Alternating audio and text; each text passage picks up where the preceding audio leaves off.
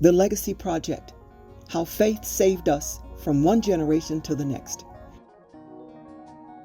Hi, I'm Ballastine Hopkins Jr. This is the story of our family at J.S. Williams Funeral Home. Our grandfather, James Steve Williams, and our grandmother, Carrie Bell Williams, established J.S. Williams in 1898. Since that time, there have been 4 presidents: our mother, Ballastine Hopkins Sr., brother, Dr. Leon Tarver Sr., and myself, Ballastine Hopkins Jr. We were there during the Jim Crow years, World War I, World War II, and everything in between until today. During the times of unrest that pushed our people through a meat grinder of trauma, backlash, and political drama, we were there. Our family has been helping people bury their mothers, fathers, and Big Mama.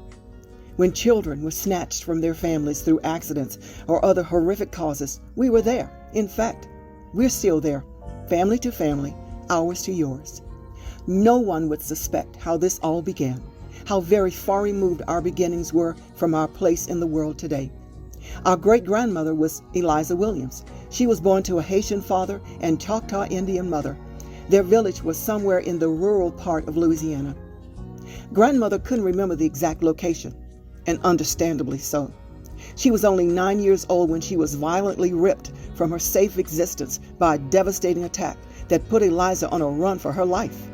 She would never see her mother, father, nor her 6 brothers again. She did recall her actions on that fateful day. Playing in the nearby woods on a sunny afternoon, Eliza heard a loud commotion that set her teeth on edge. She had never heard such wails of pain and shock from her quiet village before. She crept closer, staying low to avoid disclosure. What she witnessed made her shake with fear. She saw men in white clothes and hoods that covered their faces.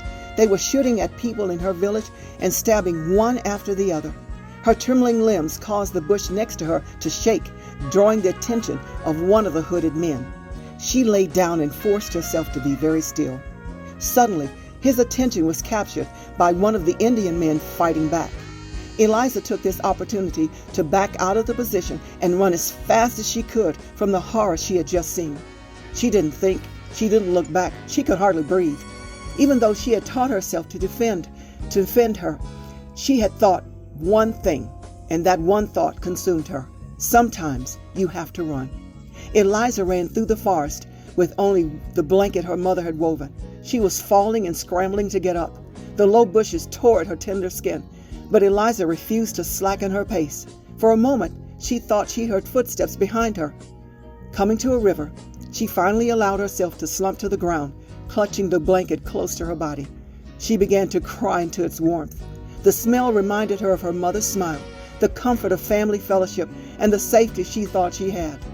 She stopped her stroll down memories lost when she heard a deep voice behind her.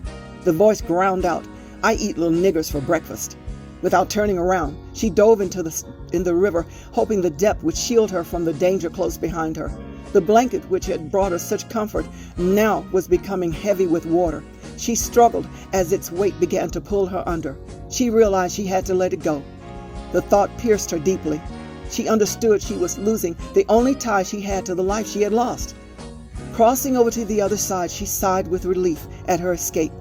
But where was she, and where would she go? Her mother had told her, "The road you take knows the way." She kept going with pain and loneliness, her only traveling companions. This story was always moving to me. The Lord had a plan for this little lost 9-year-old girl. I'm impressed how God guides those who don't even recognize His guidance. I have learned to trust God's heart even when I can't see His hand. Thank you for joining us at J.S. Williams for this stroll down memory lane. Look for the next episode entitled The Hotel.